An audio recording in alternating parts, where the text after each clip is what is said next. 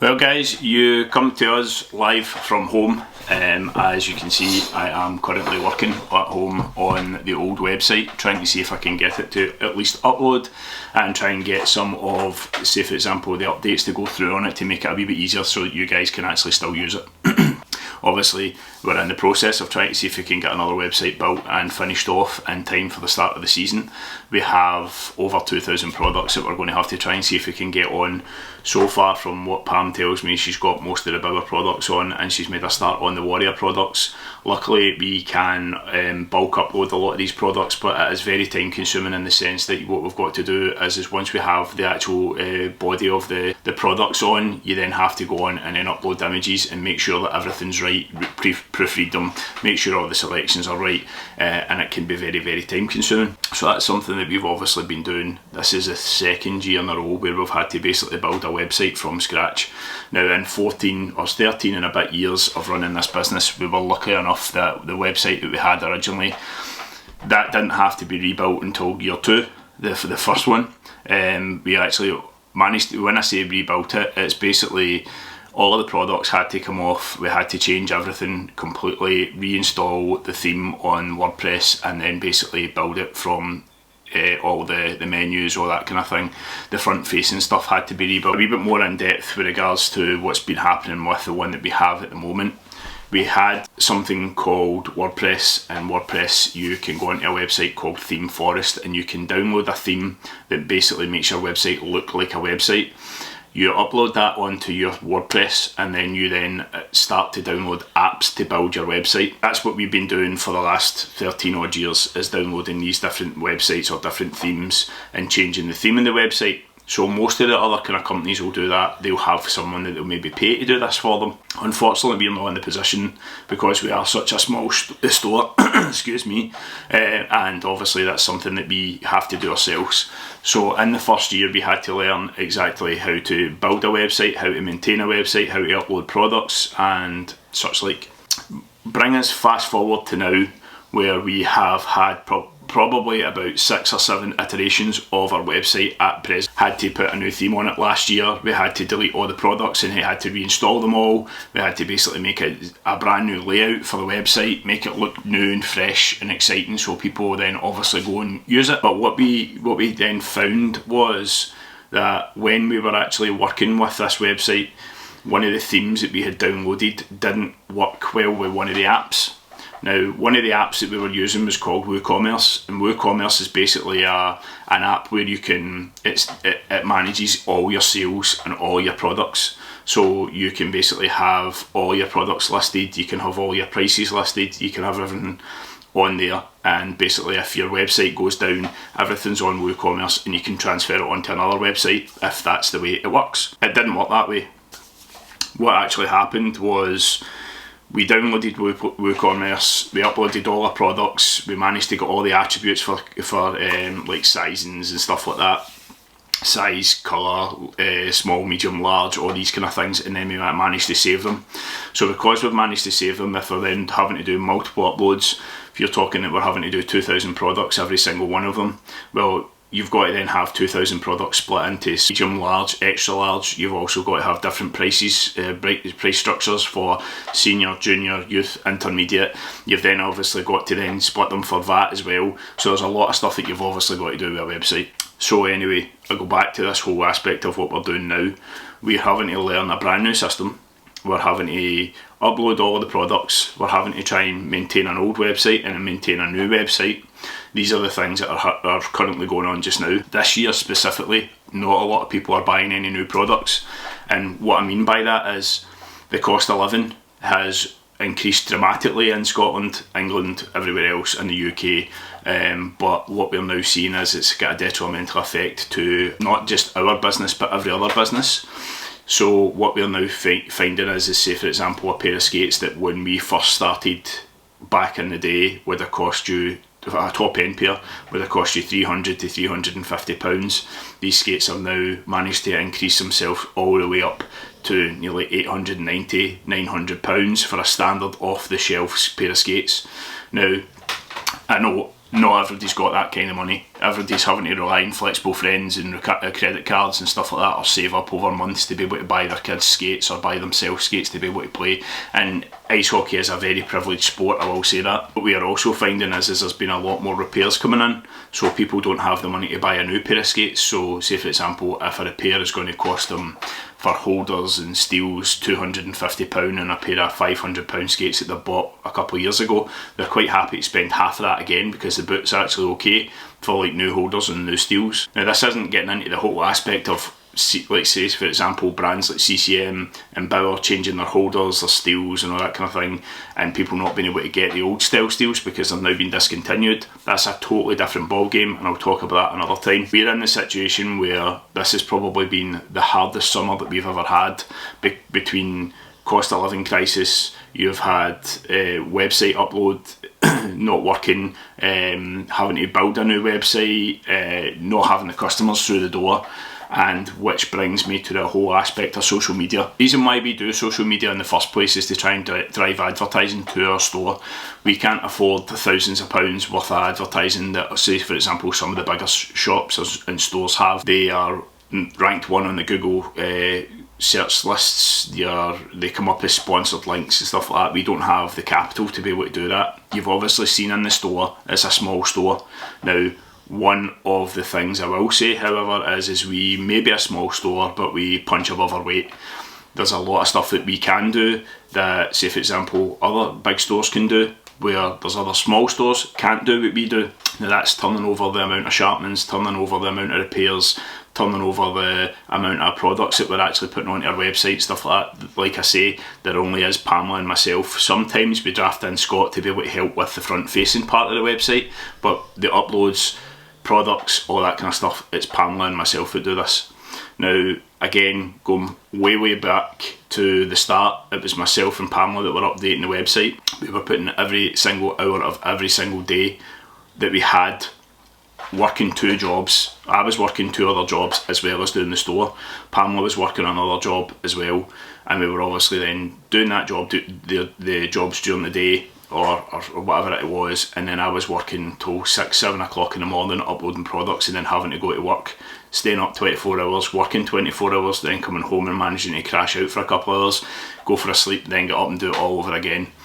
We're not in that position to be able to do that kind of stuff now. Pam's still got another job. We're still obviously, as I said, we feel like we're punching above our weight with regards to the store. There is only 2 of us. Unfortunately, the 2 other jobs that I had, I left them to try and focus on the store. I picked up another job a couple of years back, and then obviously subsequently left that because of things that was happening in that job. Also the fact that I was finding that job was then encroaching into my time for Cold Blooded Sports, and obviously being it's my business, I have to be there more often. Now this brings me to the whole aspect of bringing up the point of social media. We had a customer recently who placed an order, paid for the order, and what happened was sometimes this happens where the suppliers will have a date where they're told that the product is coming, and we're being then told that the product will go to them and then it will come to us. What happened was the supplier made an order. The order got lost in transit. They lost the entire order. They then had to go back to the supplier, claim insurance, and then had to order again. And they managed to get it done in a very quick period of time, which is unusual. Being that order is delayed, that's something that's out with our control. We can't control when an order's going to be late. The example being, again, if you make an order and you're told 46 weeks, it's usually going to be 46 weeks. Sometimes it may be earlier, sometimes it'll be later, it just depends, but we try our hardest to try and keep everybody updated. Now we kept this customer up to date, and this is where the whole aspect of dealing with carrying customers come in. This customer berated us, I mean totally slaughtered us in an email on Facebook, basically saying to us that we should spend less time in social media, we should spend less time with our family and focus on our customers. Now, from a diplomatic point of view, stop being so selfish. There is other customers out there that we've dealt with over the years, over the 13 years that we've been in business, that have been understanding, unbelievably happy with their product and the service that they've had. Then you get one bad egg that comes into your store and causes all sorts of bother because they think they're bigger than everybody else. And this is where I'm going to say, diplomatically, we would rather that we didn't have customers like that. Obviously we need cash flow, we need customers to be able to deal with things, but 90% of our customers are understanding that we are a small store and we can't exactly pull a pair of skates out of our ass when we feel like it. But at the same point, what gives a customer the right to turn around and think they have the right to speak to someone like that? My opinion is Pamela is one of the best in the game. She deals with everything. Me, I've fell away from dealing with a lot of the main stuff, whether that's down to health or whatever else. I now deal with, like you've obviously already seen in the videos, sharpenings, heat moulds, skate repairs, custom work, whatever you need like that. I'll obviously work on the website, uploading on the old website. Haven't had time to look at the new website yet, and that's something that Pamela's been doing in her spare time, every bit of spare time between, say for example, working another job, working in the shop, looking after the kids. She is constantly on the computer trying to get this problem solved, and the reason for that is if we don't have a website, you can't buy from us online, which means that is cash flow crippled. We don't have that opportunity that we've got hundreds of millions of pounds in our bank that we don't need a website that's functioning. We need a functioning website that can work, that can facilitate orders and bring in money into the store. Now that's one of the reasons why Shopify is one of the things that we're looking at using, because there is avenues of being able to get advertising on there, which means that you then get paid per click. If a customer goes on and clicks through a couple of products, you might get a kickback off of that, you might get a couple of pence off of that. All these couple of pences mount up and that could be a bill paid. So that's why we're now looking at moving on to the likes of Shopify. Brings me back to my whole aspect of talking about the caring customers.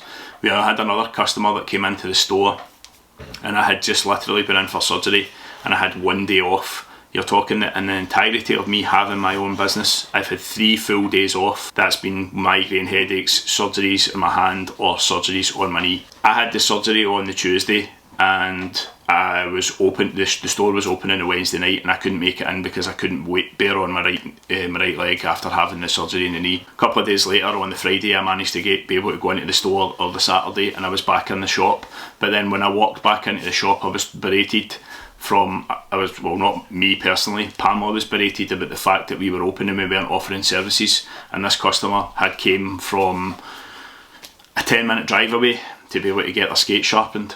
Now it was advertised in social media, it was all over our website, we had spoke to customers individually and told every single customer that was in. We had signs up on the wall saying that on this date or this week there would be no services, and this customer came in and berated us and told us that we had the monopoly of we're the only people that can sharpen skates in the kind of Paisley, Glasgow area, and she was pissed off that she couldn't get her skates done, and it was so much of a hardship for her not being able to get them done. Right, okay, I can understand it's a hardship, but at the same point, again, it's only myself and Pamela. There's nobody that we can call upon to come in and help us run our store, but at the same point, again, small store, trying to keep the outgoings down as much as possible. So for a caring customer to come in and then berate somebody and cause a scene in the store, again, we would prefer you never come back if that is the case. We are over the moon that we've had the opportunity to do this for over 13 years, but at the same point, if a customer comes in and kicks off, we don't need you. It's as simple as that. We would rather go through hardship than have to deal with people like that. So that's my diplomatic rant about that.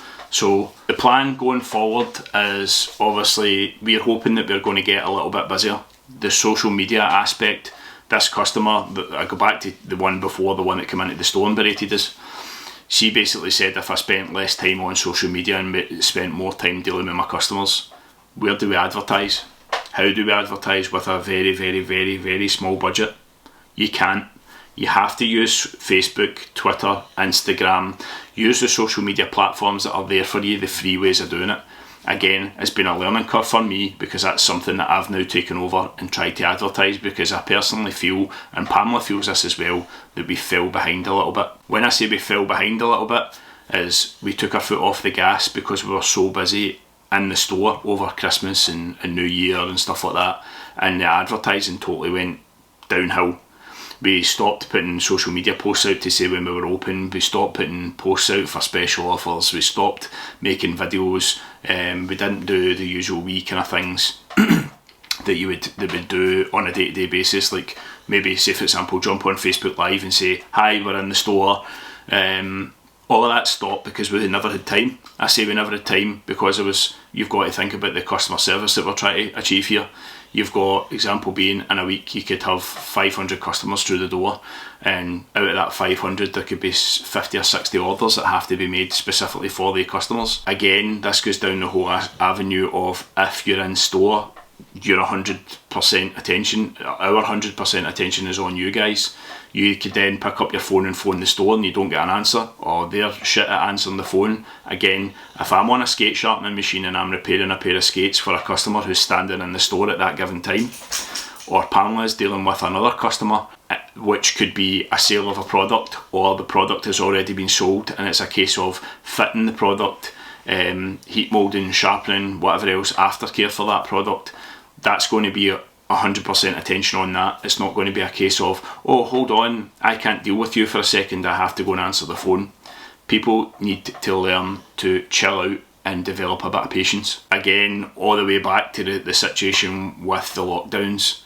People have came out of lockdown not knowing how to talk to people, not knowing how to deal with people, and not understanding how commerce works. Example being, you come into my store and you buy something, I don't have it in store. If it's not with the UK distributors, I can't get it for at least 4 to 6 weeks. If you're not willing to wait 4 to 6 weeks after paying for your product, I'm sorry, there's nothing we can do about that. It's just how our suppliers work. We used to have a method before the old company that dealt with Bauer.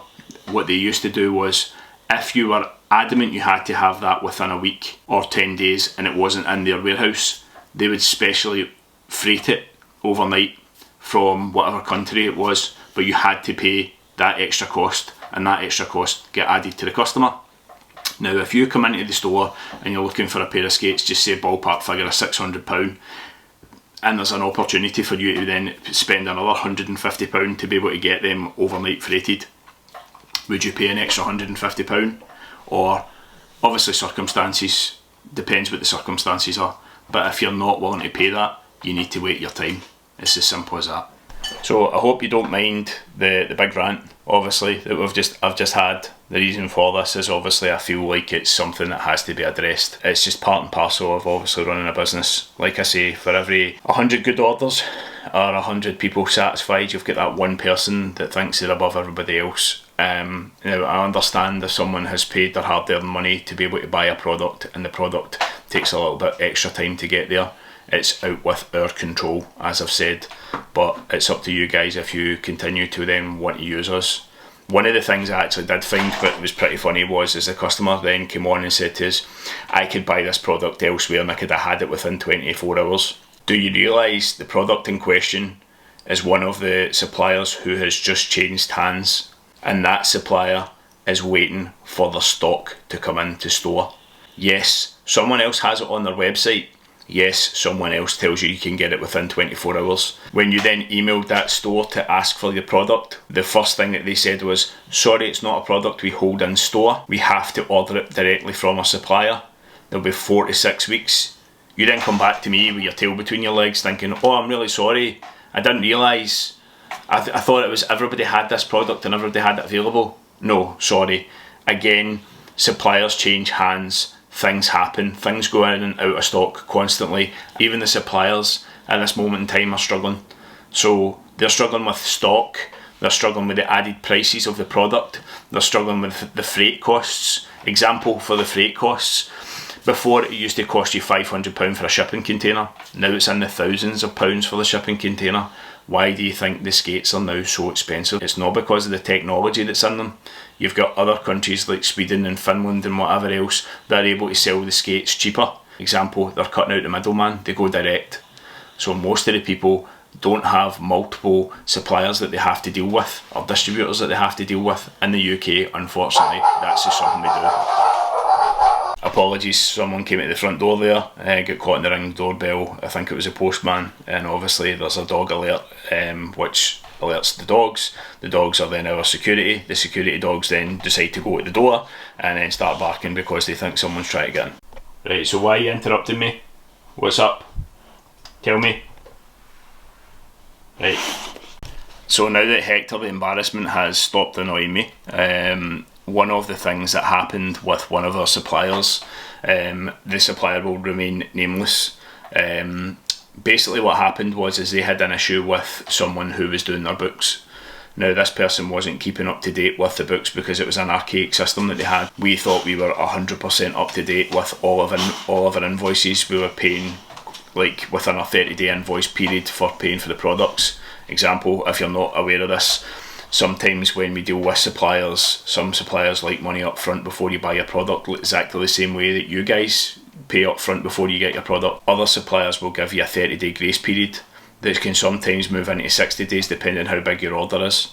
Predominantly it's a 30-day invoice period that they've got. So anyway, we thought we were 100% up to date with our invoices. We had paid everything they had asked for us, and out of the blue a £15,000 bill comes in, and then we get a phone call, said supplier, and the supplier basically says to us, we're really sorry, we've audited our books and we've found that you are behind by to the tune of £15,000. We then ask them to investigate it. They do an in-house investigation. We then go over all of our books as well, and then it comes to light that they have, it's not £15,000, it's £10,000 for example. We've already sent them stuff back over the course of the year.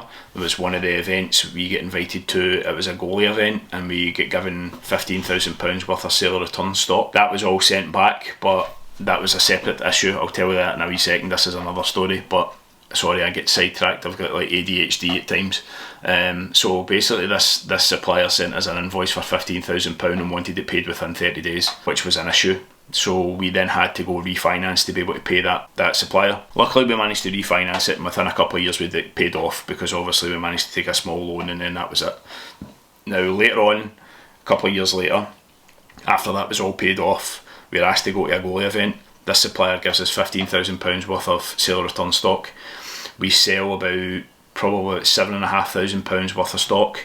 The rest of the stock gets put into a box, gets sent back to their warehouse, and someone at the warehouse signs for it. 3 weeks later we then get an angry phone call from the supplier. You haven't paid for the products that you took to this goalie event. And I'm scratching my head going, we didn't keep them, we sent them back to you. Or we never received them, 100% we never received them. We're sending you a bill and we're sending you a lawyer's letter right now. So then we say, hold on now, we'll go off the phone, we'll make sure that we get all the information that's required, we will send you all of this information that's required to prove that we've sent it back to you. Get an email from us with all of that information. They then go into their warehouse and they realise that their warehouse manager had put the stuff in the side of, in a pile of other stuff. They admitted their mistake and they moved on. We moved on from it. But then at that point we made the conscious decision that we were not going to deal with that supplier anymore on a sale or return basis. We decided we were going to go basically pay for purchase. So what I mean for that is if we had an order of £5,000, we would have to have the £5,000 in cash and hand it to them before we even got the product. It worked better for them, it worked better for us, because from a personal point of view, I thought that the people that were in charge of their warehouse just weren't doing the job properly, and we had been stung with this a few times. Luckily that's the only one time that's kind of happened. I have had to deal with different places before, i.e. Europe and stuff like that, for products. As I say, if a supplier doesn't have something in stock, they then have to go to their European distributor to be able to get it. Their European distributor usually gets it from Canada or America, the main distribution rights for that brand. But you've also got to remember that they come from all over the world. Example being, products can be made in Mexico, they can be made in Taiwan, they can be made in China, what have you, and then they have to be shipped back to Canada or America. They then have to be split up into orders, which then have to go to all over the world. Germany and Sweden seem to be the home of the main distribution centres for the products. Say for example Bauer, Warrior, CCM, what have you. So if there's a product that we need that we can't get within our UK suppliers, then they have to go to either Sweden or Germany to be able to collect that product and then get it sent to them. Then it has to come to us. So it's not just a case of being able to be, example, you make an order with Bauer UK, Bauer UK then have to go to Sweden to get that product. Bauer Sweden will then send it to Bauer UK. Bauer UK will then log it as one of their products, put it onto their sales sheet, and then sell it to us. There's a total process for it. Again, a lot of people don't realise that this is the case. A lot of people just think that we click our fingers and there's a product there. It's not like that at all. A lot of the time, there's another product manufacturer, which will remain nameless at the moment, for figure skates, and you've probably already seen it or heard it. Some of the customers that come into the store that watch the vlogs and stuff like that will understand this. But there's a situation with one of the suppliers where after the dreaded lockdowns, they're not keeping up with their production rates, and some skates, figure skates specifically, can take up to 6 months for them to be made and distributed all over the world. Now, we had a customer, it was a Chinese exchange student that came over. She came to the store, ordered a pair of skates, paid for them, and had to wait for 6 months for this product. She knew exactly how long it was going to be, and there was a delay.